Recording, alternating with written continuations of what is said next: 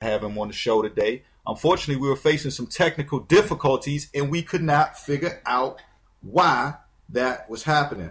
But stay tuned, stay with us. Don't go anywhere, and we will be right back with Andrew Bard in just a few minutes, as a matter of fact. Don't forget the call-in line to call in and talk to Andrew as well and ask questions or what have you is open. The area code and phone number to dial is 510-340-5396. All right, again, it's 510-340-5396. So make sure you call in and talk to us here on the show. And once again, do forgive us for our technical difficulties that we were facing. All right. And we have Andrew back on the line. Andrew. Man, I tell you, I don't know what in the world, but, okay. We should be straight now. It's Skynet, man. Huh? It's Skynet. Say that again? It's Skynet. Skynet. I don't know what Skynet is, but it sounds like something that'll cut out on you. What? Oh my god, dude. Oh my god, dude. Okay. Skynet is the computer virus in Terminator that the machines become self-aware and kill people. Really? Well, that has got to be that's got to be what's going on then. That the computer has became self-aware and is trying to take us out or something of the sort. So, but listen, everybody out there, we apologize for those technical difficulties. We do not usually have them, but hey, again, you get the raw and uncut right here on the show. Now, Andrew, you know what? I'm not going to take you through everything you said before, but so we'll just kind of brief it, everyone out there. Andrew is a writer, composer, and producer who started out doing music first and foremost, and then they created NeoPhoenix Studios, where he began to write films. All right, and Andrew, you can take us back or back up on anything like that you want to. I guess I should say hello to you again first, huh? Hello, thank you for having me. Everybody missed out on that whole good red carpet entrance and everything like that we did. Oh man, yeah, no.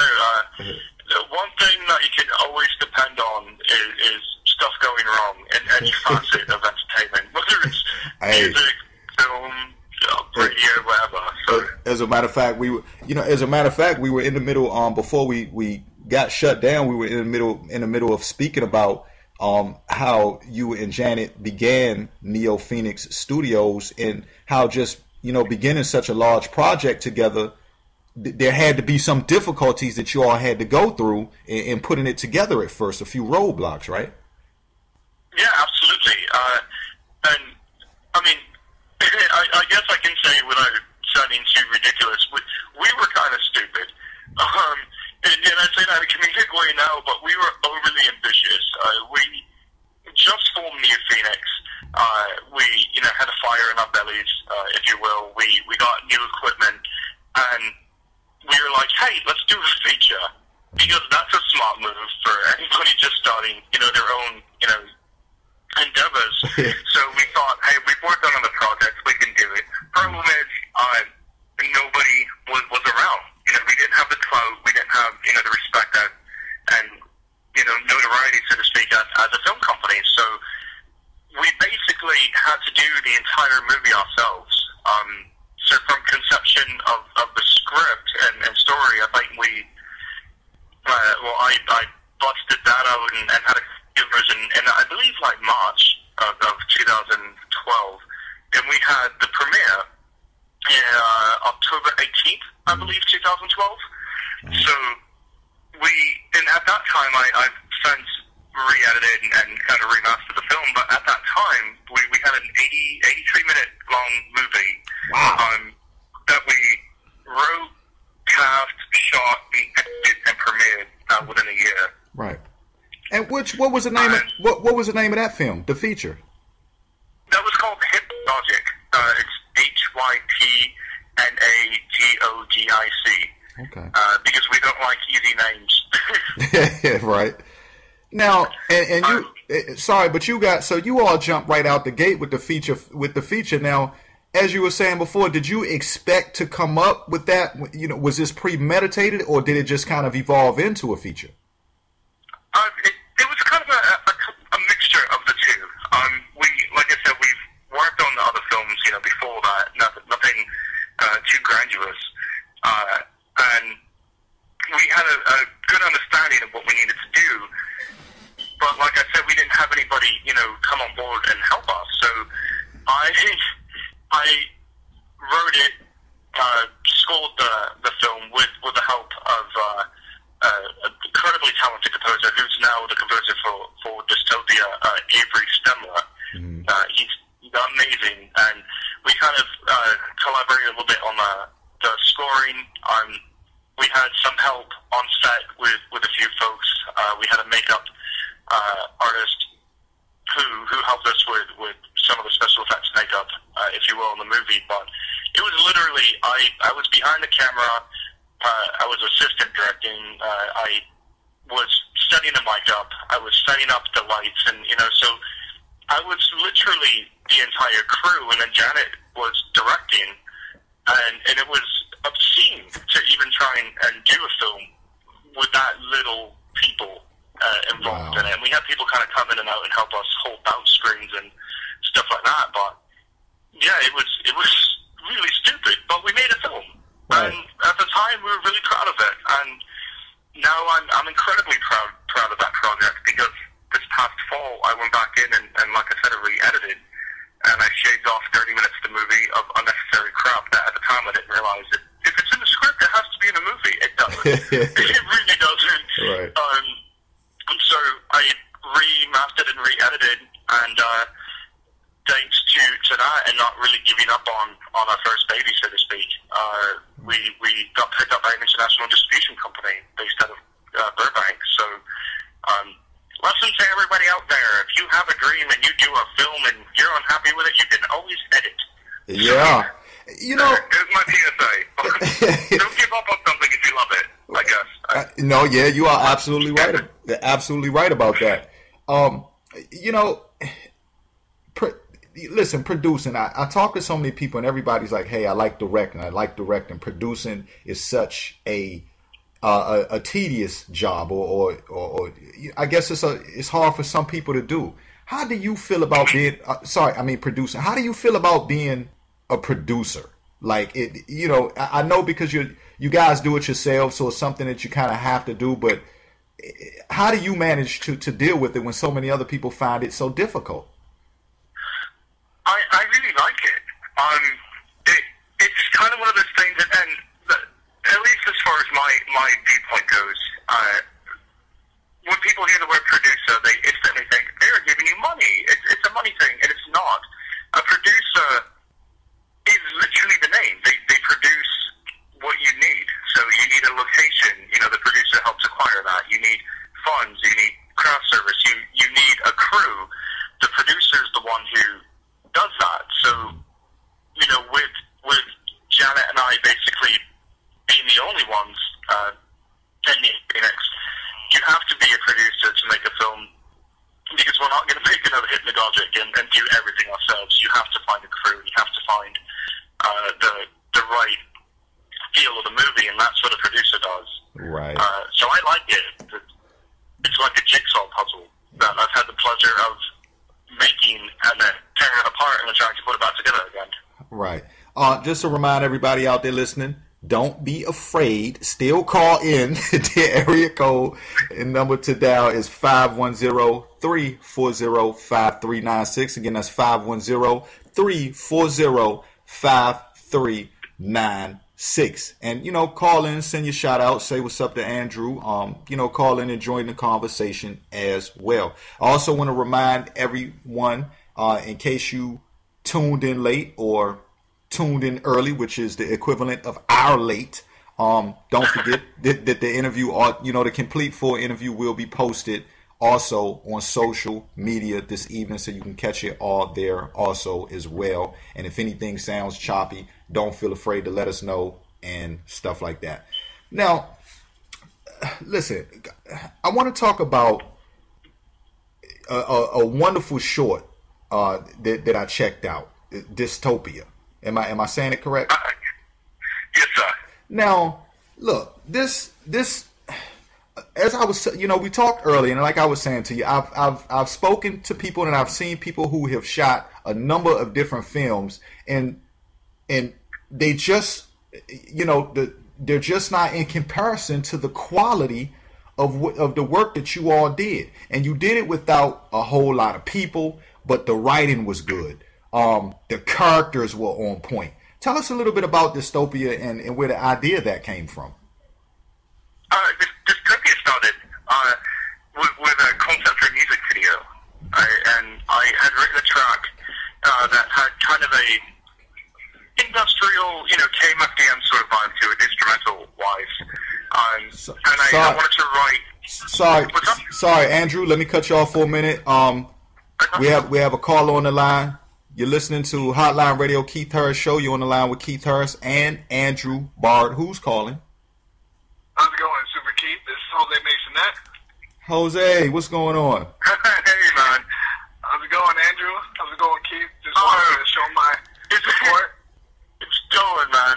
It's going very well now that we're actually being able to have the interview. Right, exactly. It's going now. Fight through the pain, man. Fight through the pain. Andrew, just wanted to let you know you're doing a great job, and Keith, thank you for having him on here.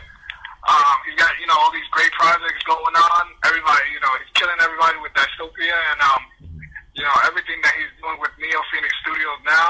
He has, a lot of support. Almost 2,000 friends on the fan page. I'm going to help in that, promote that. And, congratulations again, Andrew, and good luck. And, same with you, Keith. Hey, thanks a lot. Thanks a lot, Jose. Thank you. Hey. Thank you very much, my friend. Seriously. Oh, yeah, by the way, it's an honor hearing it from you. It looks like I may actually be working with Andrew. Hey, hold on, because y'all both kind of talking at the same time right now. I don't know if y'all can tell. We'll go here one at a time. Andrew, you go first. No, I was just saying, I thank you very much, and it means so very much to me, and it's silly to, some people might be like, it's a peer-to-peer thing, but, I mean, because I've, spoken with you a few times, and it's really difficult to kind of get your name out there and to be successful, and I'm humbled by you. I mean, you're going all over the U.S. filming stuff, and you're following it, and you're doing it well, and it just means a lot to hear that from you, so thank you, sir. Well, thank you, man. That was awesome, and as I was saying before, Keith, it looks like I'm going to be possibly working with Andrew in the near future and hopefully becoming a part of his project, so, just wanted to give another shout-out, and thanks, everyone, and hey. I guess continue with the fantastic interview, all right, Andrew? You're doing great, man. Hey, he's definitely doing great and showing a virtue of patience, as a matter of fact, also. So we thank him for that. Hey, look, Jose, I want to salute you and tell you thank you too, man, for looking out too. I got that call coming through from you too, man. I appreciate that. Awesome. I mean, you need to have your own show live. You need a live TV Keith Harris show. That's going to be the next step. Hey. So I mean, I'm going to try and do what I can and help promote that as well. Hey, look, man, that means a whole lot. That means a whole lot, to me, Jose. And it's not just me saying that. A lot of people who listen to the interviews, they feel the same way, man. So, we'll talk soon. All right. Again, and then, all right, guys. So, Andrew, I'm so sorry. Not trying to take up your time. Just, keep killing them. Keep doing a great job. We're supporting you over here in Jersey, So, Keith, same with you, man. You're doing a fantastic job. Hope to see you live on TV one day. And thank you guys, all right? All right, Jose. Bye-bye. Oh, man, that was cool. Yeah, look, that was awesome right there. That, you know what? And so you guys are looking forward to working together. That's wonderful to hear. And, let me tell you something, Andrew. The credit that you get from people, I think you thoroughly deserve. And we'll get back into Dystopia in just a second. But as we spoke earlier, as I said to you, for you guys to start NeoPhoenix Studios and put out the work that you have, and with just the number of projects that you've done, and to be making such a big hit and making such wonderful work, still amazes me, Andrew. And I'm not I'm by no means any kind of like real film critic, but hey, like anyone else, I know good work when I see it, and you're doing great. But so get back to Dystopia and just where that plot came from, and then I'm going to go into that scene that I watched that we were talking about earlier too. Okay. Yeah. Okay. I left off. I believe I was talking about the music video, and that was the original concept. I wanted a 4-minute music video, maybe shoot a minute or two at the beginning, a minute to the end, and kind of Michael Jackson it, if you will, and then have a movie, out of a video. And the more I started writing it, I'm like, this is kind of cool. I really like this, and I want to make a film. And we had just basically at that point, Jenna and I were dealing with, Hypnagogic and not wanting to really do too much film stuff. So when I told her, I had this idea for a film, she gave me like the worst stink eye and was like, "Are you kidding me?" And I'm like, "No, I really want to do a movie. I really like Dystopia. It's going to be cool." And she's like, "Oh, you're so stupid." And that was kind of the conversation for like the first week, is me trying to convince her that it was the right step, that I had a lot of heart and felt that the show or the movie at that time was going to be a good deal. So we started it. We started casting. We had a wonderfully talented cast sign on very early on. Mr. Eric Eastman, who's based out of New Hampshire, has so many talented, or not talented, so many credits, and he's just worldly. The guy has presence, and when we proposed to have him play one of the characters, he signed on straight away. And same thing, Christy Lynn, who is in Florida now, unfortunately for me, but she's another incredibly talented actress, and Rita Guerra, who's a very talented actress as well. The three of them signed on and got the momentum going, and William Dekoff, I should say, signed on shortly after that, and we got a really good team behind it very early on. And I was going to shoot the thing myself, just like Hypnagogic, because I didn't have anybody. And I have to say, my saving grace was I went to, it was a film festival in Rhode Island called the Motif Film Awards. Yeah. Hey, sorry, Andrew. I want to stop you for a minute. Listen to all the listeners out there, because the lines are blowing up right now again. Okay, so I want to send. Listen, I'm going to take a second, get a pen and paper, everybody. Write the other call-in number down so that we can handle the volume of calls. The area code is 252-526-1318. Again, area code 252-526-1318. Because I know some people are calling. As a matter of fact, there are a few people calling back to back, and they're getting tied up, and so they're not coming through. They're coming through at the same time, so they're going straight to the message board instead. So I wanted to give that number out. Dial 252-526-1318. We're able to handle more weight on that line. So call that line. I'll cut in again. Sorry to cut you off, Andrew. I'll cut in again in a few minutes, and I'll give you that number again. 252-526-1318. Anybody trying to call in right now, dial that number. All right. I had to put that out there, Andrew, because the people are blowing up phone lines right now. And, I haven't had this much hate mail in a long time. All right. There was a scene in there as I watched it. Listen, I love the whole show, and I was looking forward. I'm really looking forward to more coming from you guys with Dystopia. There's a scene in it that I couldn't wait to tell you about. So many scenes that I like, but there's this. Can I say this? Can I talk about this scene without giving anything? Am I giving something away right now if I talk about this? I don't know what you're going to say. I don't know, but I'd say what. You know what? Go ahead. Oh, okay, all right. But I had to ask this. You know, I'm going to say this because I want people to go check this out. If Andrew, you know, at some point in time, will let you know where to go check it out and see this. But you have to see this. It's a great short. But now there's a scenario. Okay, I'll tell you what. I'll talk about it because I know you know about it, but I won't give too much away. I know exactly how to do it.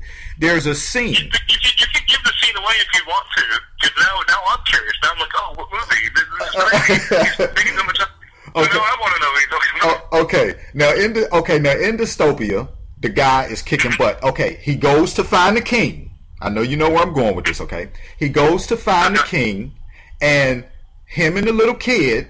Okay, the lady's trying to get the little kid. Okay, she wants some information. Now, the guy jumps in. He saves the little kid. He takes the gun. Okay, and he turns his back for a second. All right, he turns his back for a second, and the lady just jumps on his back. And I'm saying to myself, I'm like, no, you had to see that coming. You know what I mean? Like. Because he chokes the woman out at first. I'm trying not to give away much, but he chokes the woman out at first. And to all the listeners out there, there's some action in this. It's a great plot, and there's some action, and there's some things in this story that have you like, oh no, it'll grab your attention. But he chokes the lady out, okay?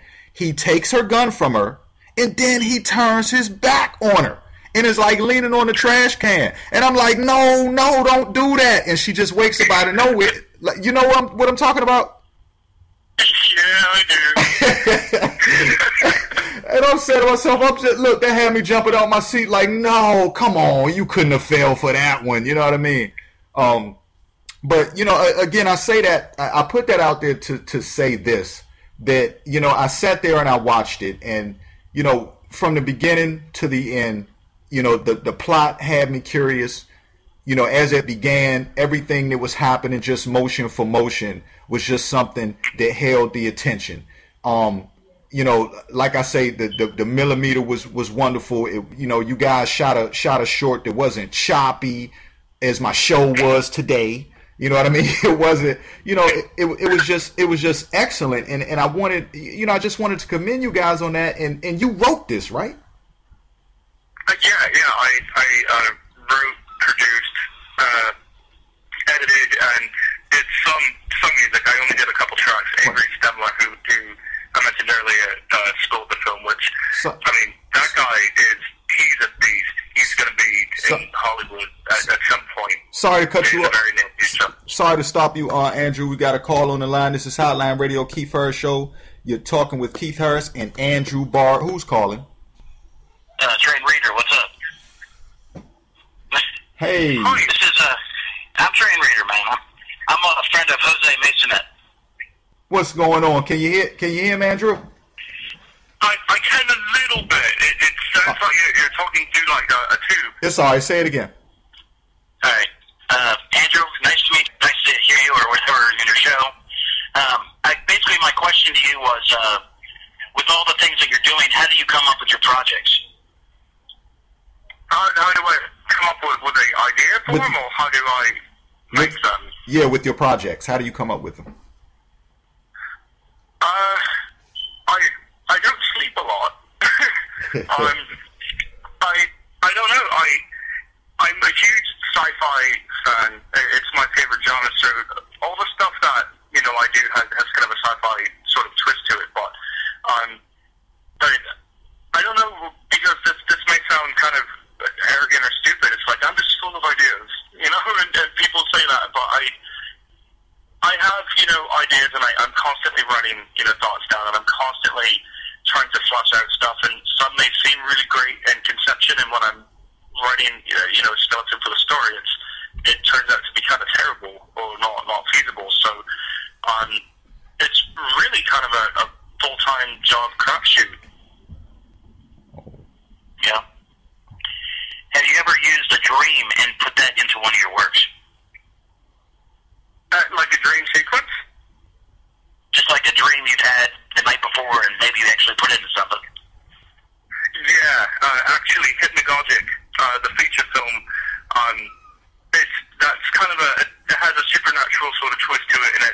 psychological drama, and almost every single gag in that movie came from a nightmare that Janet or I had, because it was just like, we woke up and it was jarring, so we're like, how can we get that through a lens and make it as powerful as the dream made us feel? So, yeah, I draw from that a lot. That's awesome. Okay. Wow. Right. And caller, where are you calling from? Cincinnati, Ohio. Okay, Cincinnati, Ohio. Wow. What's the weather? Can I be cliche and ask how the weather is, Don? I was just going to ask that. How's the weather there where you at, caller? Well, I'm in a bunker in Ohio. I'm in my basement, and it's about to snow about 7 more inches tonight. Wow. Oh, wow. Yeah. So and it sucks. Look, when you said you were in the bunker, I was thinking for a minute, okay, wait now. But then I'm thinking, wow, it's really got to be snowing out there, so. Yeah. Absolutely. I have a pretty big ranch house. We have a really nice basement, and it's a walkout, but I don't want to walk out in this. I know that's right. Yeah. All right. Well, thank you for calling in. We appreciate you calling in and being, and also we thank you for being. Keith, and thank you, yes, thank you very much. All right. Take care, caller. All right. Thank you, sir. All right. All righty. Everybody out there, you listen to the Keith Harris Show with special guest Andrew Bard on the show. To call in, dial the area code and number 252-526-1318 or 510-340-5396. Again, we have 2 lines open. I suggest you call it 252-526. Now, all right. Okay, yeah, and so we're back to talking about the guy in Dystopia. Now, let me ask a question. His exactly. Okay, now his family had been taken, I assume. His family and kids, had they been taken, which is kind of what drove him on this mission, or are they still with him and he was just the strongest member that they sent to go find the king? See, now that's something, you're careful. That's something that we're going to explore more in Capital City, which for those of who are listening who don't know, Dystopia, which was shot and released 2014, Dystopia Capital City is just a continuation of the short. So we're taking a short as kind of a pilot, if you will, and making a series out of that. And we just added the Capital City name so people didn't confuse. If I mention Dystopia, they know exactly Dystopia itself is a short, Capital City's the show. So with that explanation kind of in there, now Enoch, he's kind of the leader of the resistance. He's the guy who was appointed for whatever reason that we don't know. They chose him to be the quote unquote hero of the show.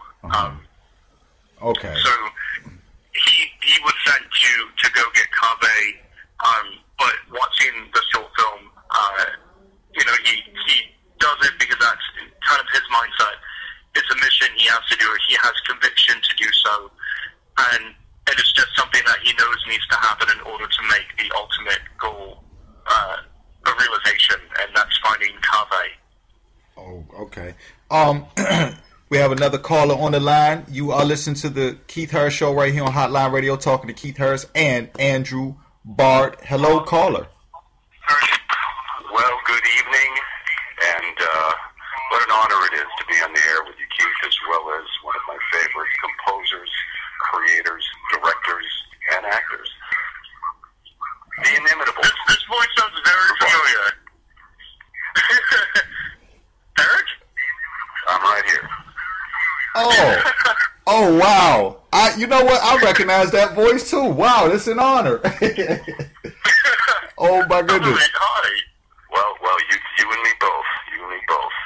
It's an honor. You've got a quality show there, Keith. I've actually been listening to the music over the last couple of days when Andrew provided some advance promotion for this interview on Facebook and other places, and you've got a solid professional show. It's good stuff, and I'm very pleased to be on with you.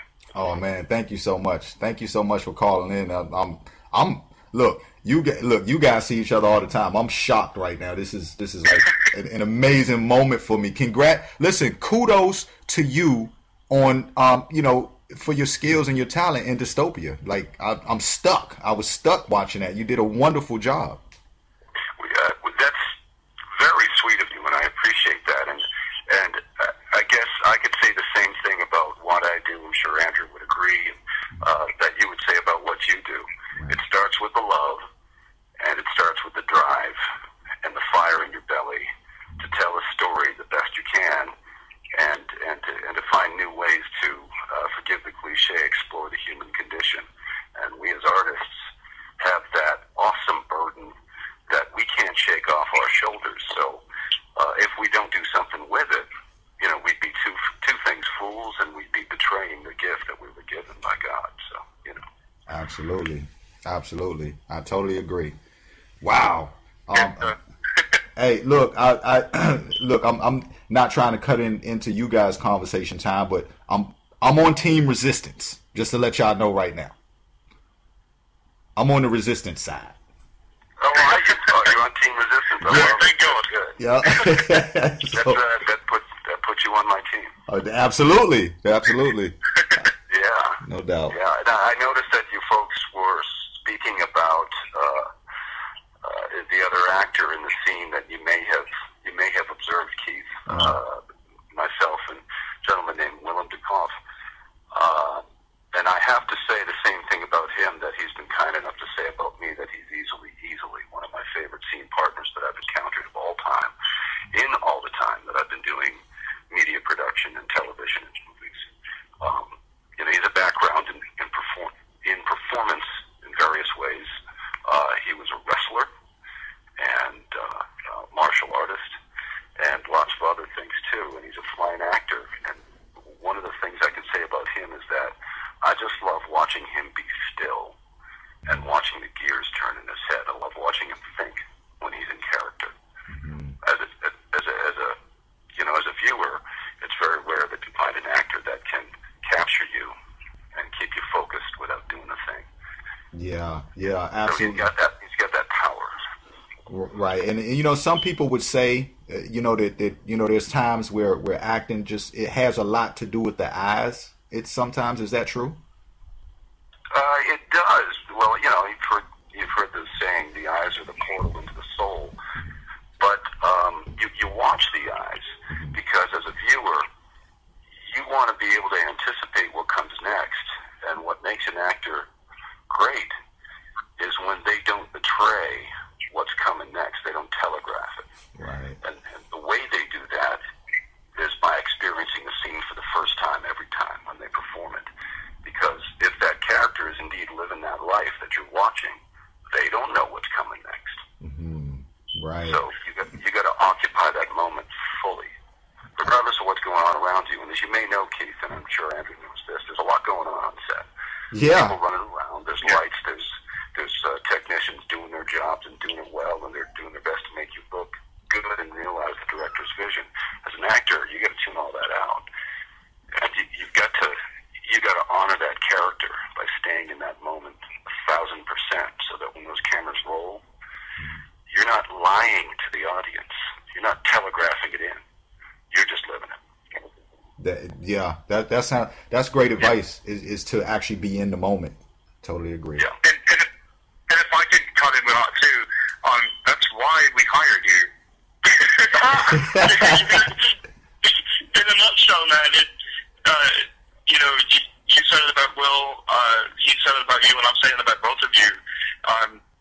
The presence that you two separately and then together bring to a scene, you can silence a room. And for some people, you might know, especially now with how accessible behind-the-scene footage is and whatnot, for every scene you see, even if it's only two people in the scene, there's typically a crew, and even in indies, of at least 5-6 people behind the scenes having this happen. So to bring that stillness, to bring that intensity, to just force everyone to be silent without even having to say a word,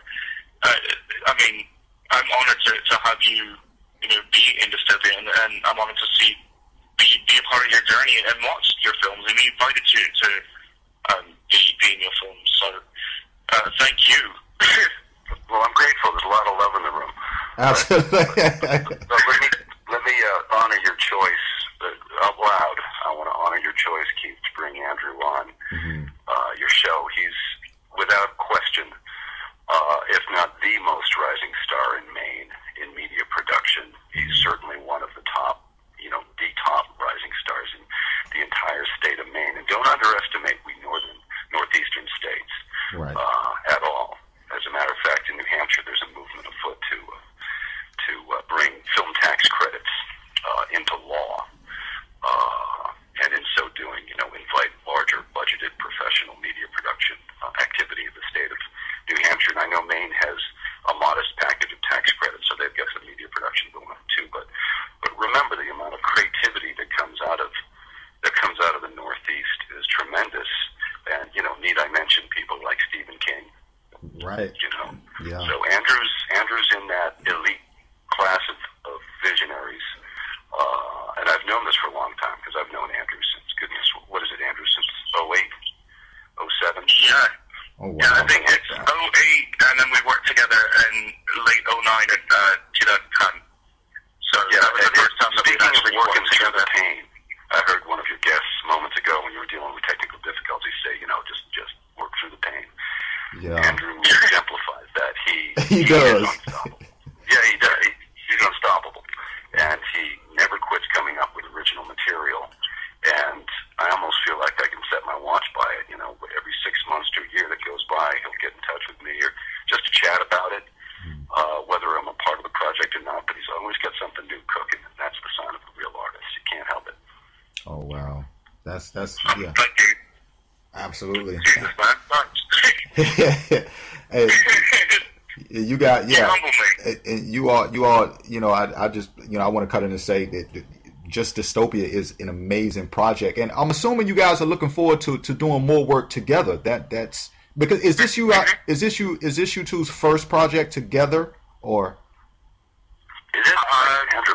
Is it? Yeah, officially, yeah. It's the first one that we've done as a collaboration. Like I said, we've worked on other people's projects, him as an actor, myself as a production member, but Dystopia was... I suppose you're right. It's just that we've traveled in overlapping circles for quite some time. Right. Well, you both brought magic to the screen on this one. Absolutely. Look, there's an interesting, real interesting anecdote for you is that scene was shot within minutes of my arriving on set. It was literally, there was maybe 10 minutes to just put on the game face, get in the head, and go down. We shot it in a basement in the town of Sanford, Maine. Dank basement with original rock foundations and all that kind of thing.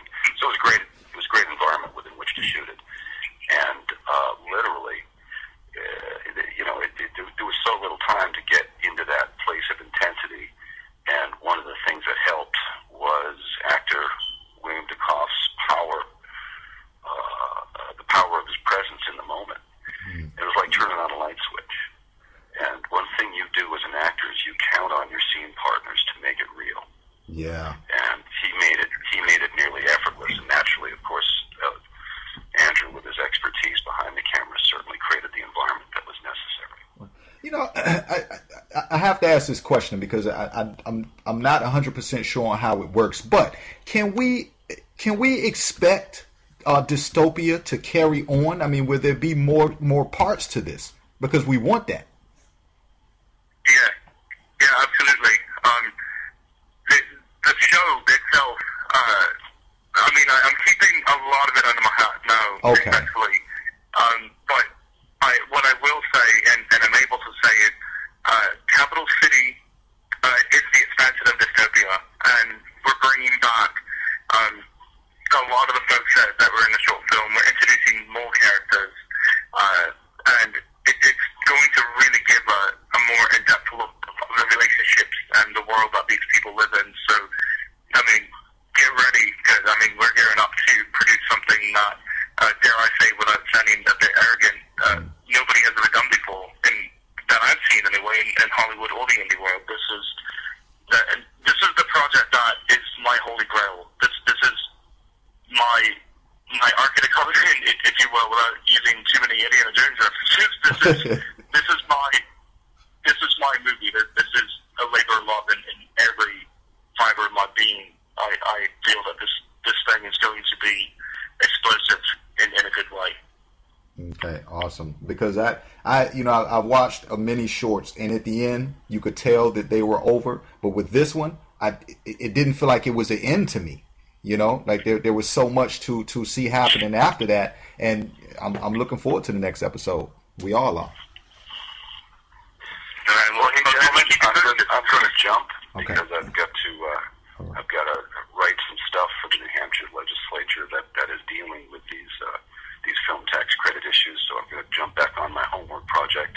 But I'll leave you with this thought: the vision behind Dystopia is that of a person who I would say is coming from the heart of a patriot who recognizes that at any place in time, tyranny can evolve.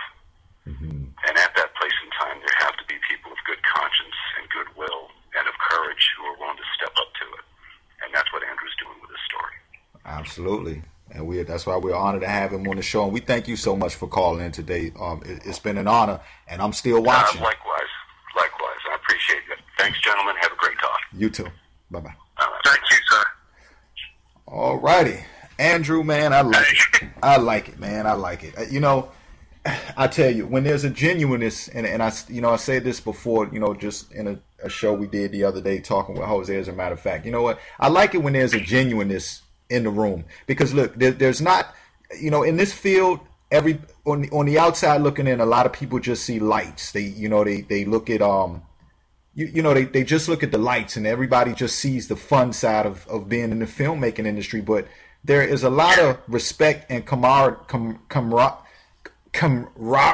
You know what I'm trying to say, right? Camaraderie, right? That comes along with this, and just with being on set, and for you guys having to work together and having a excellent work relationship. And I like to see that, and it means a whole lot, man. And it shows in your work ethic and just the way people respect you. Well, I do want to add one thing to Dystopia, because it seemed like I was right on the cusp, and then something happened and I couldn't finish it. But I do have to say, beyond contestation, the look of Dystopia would have been what it is without cinematographer Raza Samaru.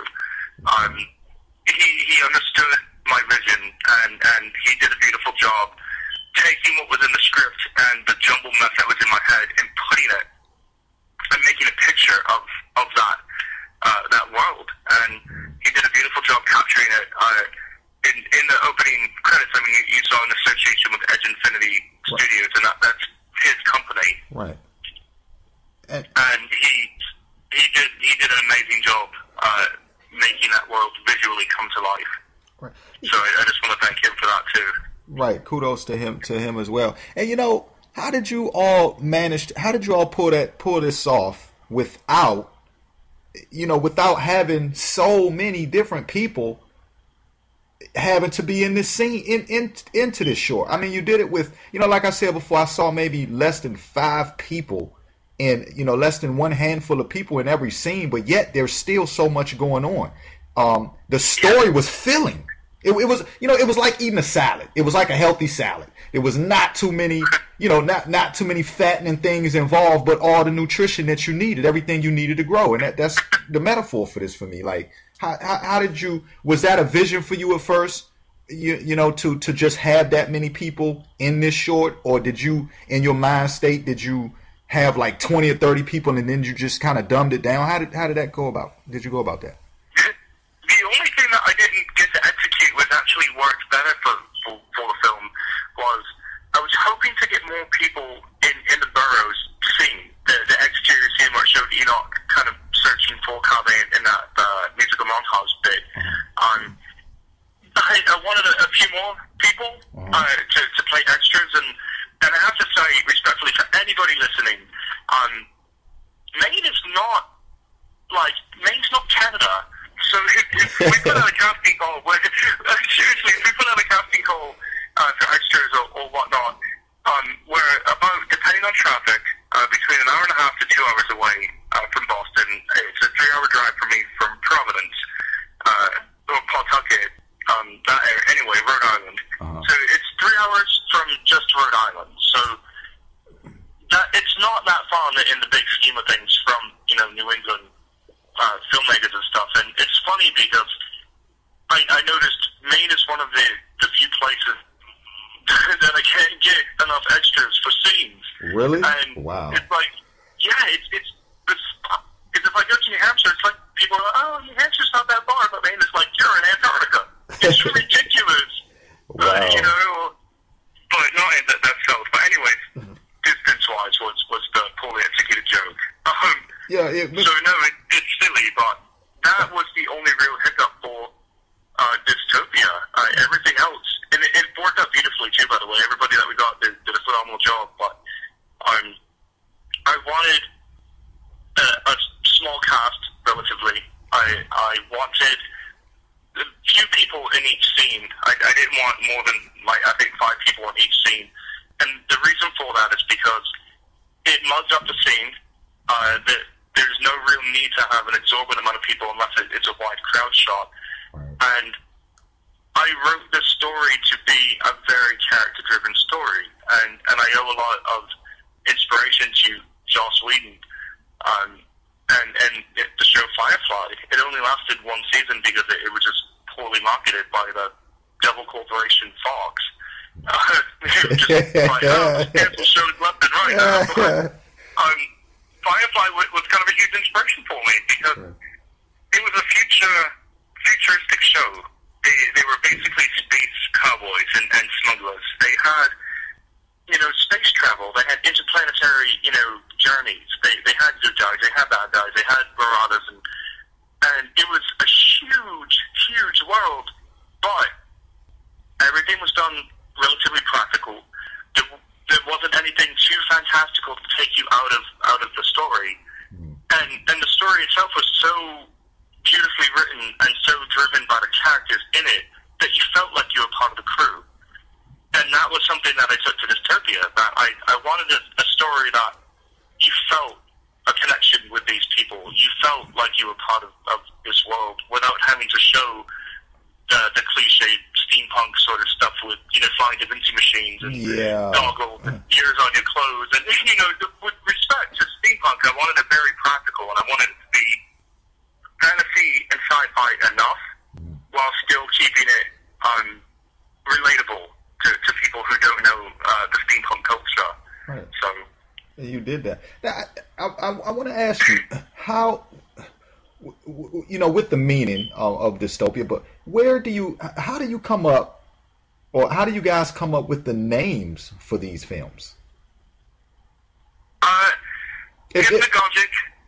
You mean all our movies, or well, I guess I'll try to ask in a better, more understandable way.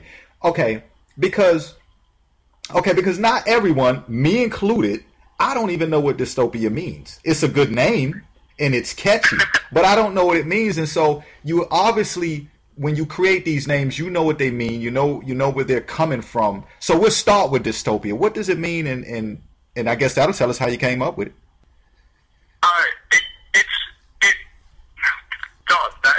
Constantly remember myself.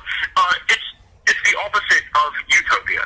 Oh. I don't know. Please forgive me, anybody.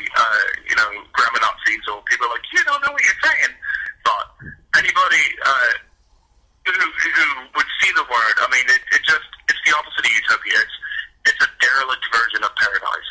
Okay. And that's what this is at the peak of our civilization, now, essentially, because we're at the peak of where we are. I look around and not to name names in a negative way, but I see Detroit as a dystopia, and respectfully, because you have New York, and you have LA, and you have all these great cities that are full of technology, and then you have Detroit that's basically a crumbling wasteland, and it's sad. You know what? I not to cut you off, but I get it. I totally agree with you on that. like, in other words, I know where you're coming from, just even in saying what you just said, just the difference in certain places. And I would agree with you on that. Absolutely. So, yeah, that's, in a nutshell, that's what it means. Wow. So, I just wanted the name to be memorable and the name to be significant to the story. And without giving too much of the way of the plot or the storyline of Hypnagogic, Hypnagogic is a medical condition that people suffer when they're on the cusp of being awake and asleep. So it's sleep paralysis, and you have hallucinations, and you're not really sure if you're awake or you're asleep. So right. And the kind of arc of the story is relatable to that name. Right. Now, in Hypnagogic, I read the storyline to that, the plot of what it's about. But for everyone out there listening, just kind of give a briefing on what the plot behind Hypnagogic is. All right. The plot is of a teenage girl, 17-year-old girl, who's basic in pretty much every sense. She's your typical, high schooler. She has friends. She's on her phone, and could really care less about what her mom says. So she's supposed to go home and start dinner. This is the basic plot. She blows it off to be with her friends. Her mom finds her, picks her up. They get in an argument in the car on the way home. During this interaction, they get in a car accident, and then Summer wakes up. That's the name of the character. And her mother died in a car accident.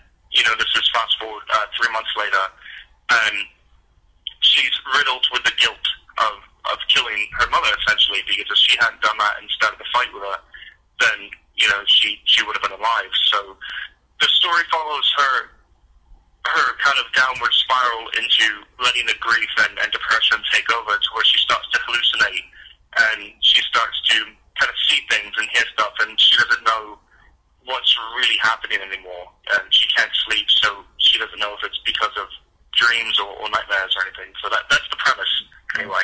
Okay. And so at that point, from that point, then things just kind of start to happen from there, and I guess it takes off.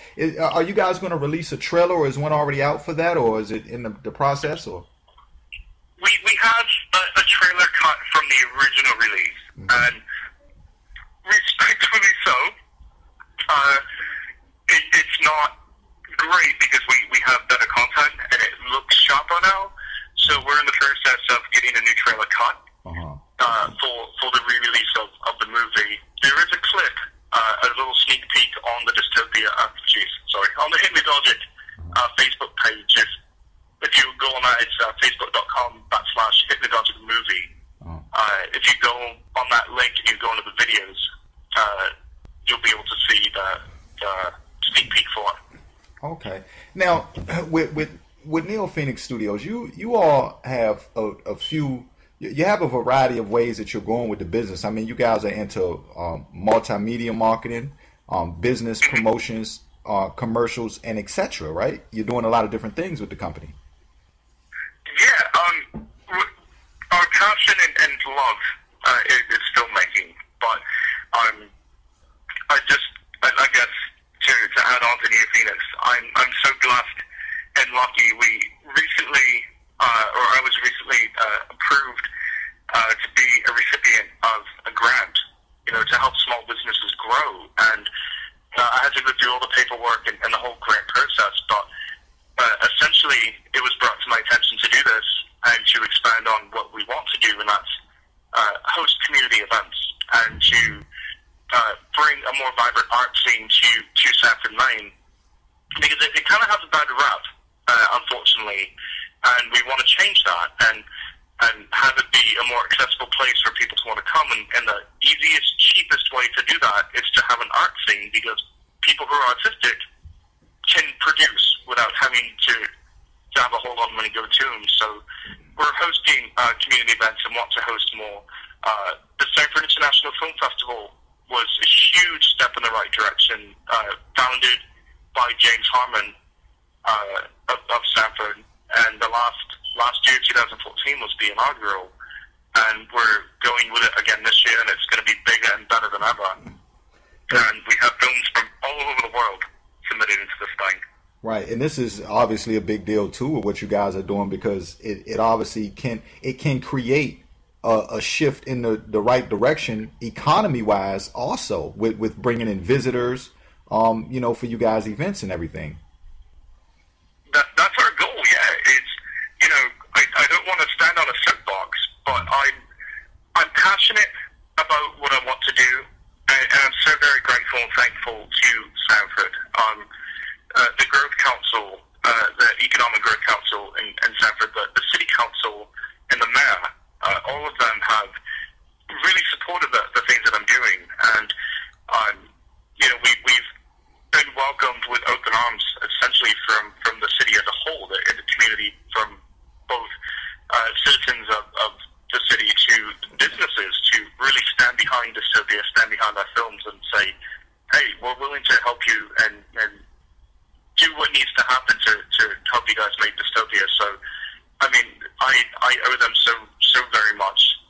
So the least I can do is help make Sanford a nice place, in cooperation with the city and private citizens, and just make it a fun place to be.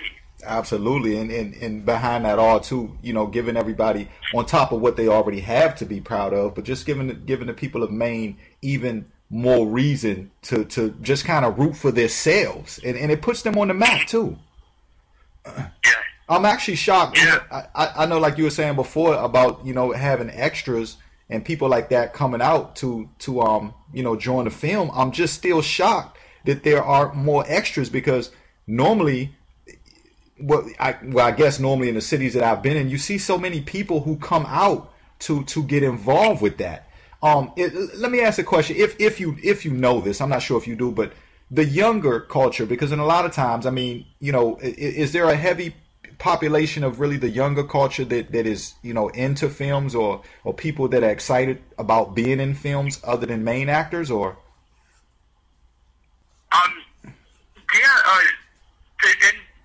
In Maine, there's a lot of talent here, and you have to kind of look for it a little more, because of Facebook.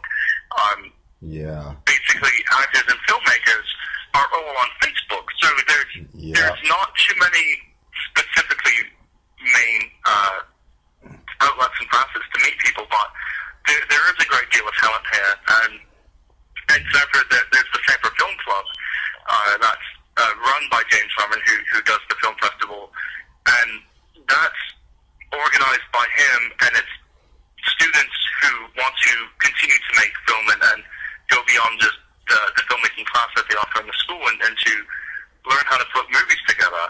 And with that said, we want to, as NeoPhoenix, work with the school department to offer work studies or internships or whatever, I guess, legal name or whatnot that we would go with, to, you know, bring students on and say, hey, if you really want to make film and you really want to pursue this, then come on set. You know, we'll work out whatever that has to be done for the school to help us with an academic thing, but also, you know, give you first-hand experience on movie sets. And that's a big deal. That is an amazing, you know, situation right there, because it brings a lot of people, like you say, who have talent already. It gives them a chance to come to the forefront.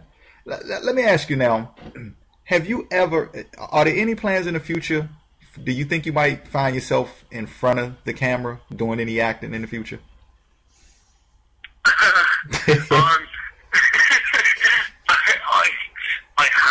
I've acted. Oh. I enjoyed it, yeah. And what? Well, okay, tell us about that now. Can't leave that out. Well, okay, you saw Dystopia. Yeah. Remember the guard who, you know, just threw around like a rag doll, okay, thrust him on the ground and shot him in the chest? Oh, you know what? And I'm watching it. Look, and as I'm watching this film, I thought about you, and I said, you know what? I wonder if Andrew's in here. And, you know, this is going to bring me to another point, and I'm glad we're talking about this. I said to myself, okay, I wonder if Andrew's in here. I'm pretty sure he probably is, but let me look and see if I can notice him. Now, let me tell you something. And when I didn't notice you, I said I'm going to ask him this. And that was going to bring me to the point that, listen, you guys did a wonderful job in just the wardrobe and the characters.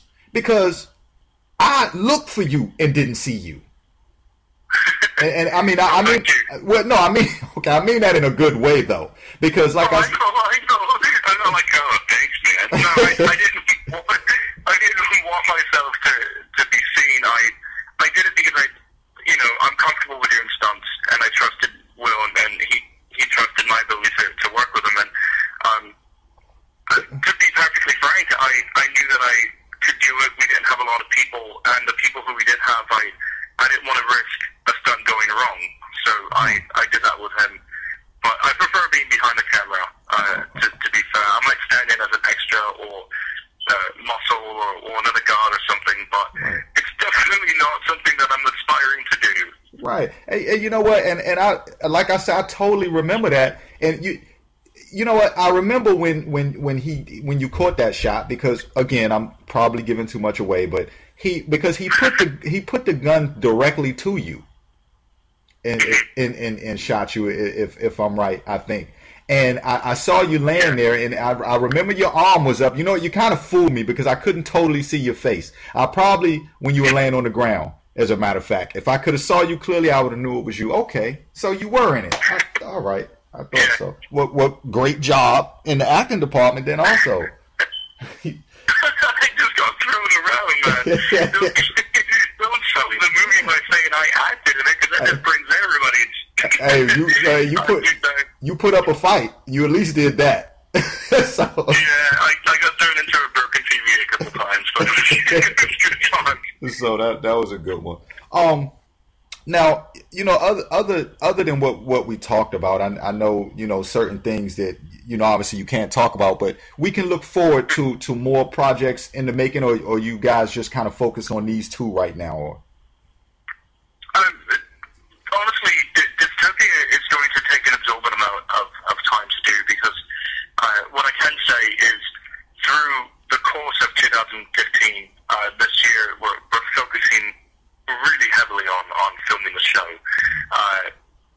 because it's going to be an undertaking, and because we're not a huge studio, and we're looking for investors and anybody listening, we need to kind of take it slowly, so what we do have, we can execute it properly.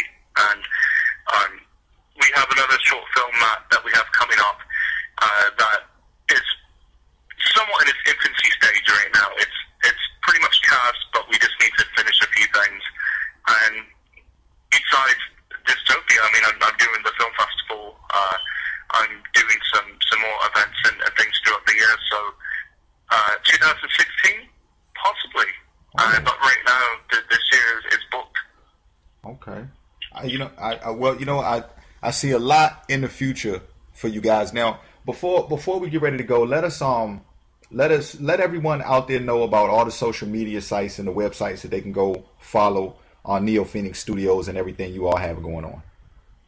Yeah, absolutely. Our NeoPhoenix page is the hub of all the other, fan pages that we have, and that's just facebook.com/NeoPhoenix Studios. We have the Dystopia one, which is facebook.com/Dystopia Capital City, and then Hypnagogic, which I mentioned earlier, facebook.com/Hypnagogic Movie. And please, anybody who's listening, check out the Sanford International Film Festival page as well. I believe it's Sanford I Film Fest, Facebook.com/Sanford I Film Fest. But if you put it in the search bar and look for the Sanford International Film Festival, it should pop up. And it's the second year going, so we could use a lot of support. And any filmmakers out there who haven't heard of it, we're signed up on Film Freeway, so look for us on that. Submit a film. We have some really fantastic submissions so far, and we're still looking. So help a local small film festival get bigger. Oh yeah, yeah, absolutely. Just like, you know, to follow up with what he just said, definitely show your support. And if you're going to be heading that way, or you're going past there during the time of the film festival, make sure you stop by and get involved and you know, help them grow. Listen, Andrew, go ahead. Oh no, I'm sorry. I was going to say it's happening 27th through May 31st of this year. So, Sanford, Maine, it's going to be all over the internet coming up soon, but I forgot to give that little plug. Okay, that's good. Yeah. That's good, and hopefully some of that snow will be off the ground. And for everyone too, also be sure to be checking out my Facebook page and Twitters and social media, because I'll obviously be following NeoPhoenix Studios and their whole movement, and also keeping everyone posted with everything that's going on. Andrew, listen, I tell you, man, you look. I have to say again that you guys are doing wonderful. You're doing wonderful work. And we also have a caller, so we have to be kind of quick because we're running out of time. But we have another caller on the line. You listen to the Keith Harris Show with special guest Andrew Bard. Who's calling? This is Gavin Smith. I am a friend of Jose Masonette. Hey, how you doing? I wanted to call in and say congratulations on everything, and kind of wanted to hear a little bit about the project. You wanted to hear about what's the project, sir? Excuse me, say what? He said, which project did you want to hear about? Start with a D. I remember that. Dystopia will be the one. Dystopia, yeah. Okay. Well, I tell you what. Go ahead. If we can do it, if you can do it within a minute, then let's go with it. No, what I was going to ask is if you meant the short film or the series, both of which are on our Facebook page, which is facebook.com/Dystopia Capital City. We have pictures, videos, and updates on that, and you can always reach out to us on there with any questions you have as well. Mm-hmm. Yeah. All right. So you can definitely count on me going to that page and liking it, and I'll try to share it with the people I know too. Absolutely. Thank you so much. And caller, listen, caller, we want to thank you for calling in. We're sorry that we were so short for time. Listen, to let you know, caller, also that the full interview and anything you may have missed and information about Dystopia, it will be up on the on Facebook and the social media in probably a couple hours, so you can catch everything there. And we thank you for calling in, caller. It's no problem. I wanted to call earlier, but I was having problems with the phone and signal living out in the country and all. That's all right. That's all right. We're glad you're here. All right. Take care. Thank you. All right. Listen, Andrew. Yes, sir. All right, my man. Listen, we got to wrap up. For everybody out there, make sure that you check the social media sites. The full interview will be up shortly. Andrew, keep doing your thing. We'll talk soon. We're going to have to have you back on there because our time was... Look, an hour was not enough for us, so we need more time. But yeah, so we'll be talking soon. Everybody, you listen to the Keith Harris Show with special guest, writer, producer, and composer, the wonderful Andrew Barr. Andrew, I'll be talking to you shortly, my man. Thank you so much for having me on, sir. Thank you. Take care. Have a good night. Bye-bye. Everybody, that was Andrew Barr. You've been listening to the Keith Harris Show. We'll be talking to you soon. Make sure you check out the social media site. Interview will be up soon.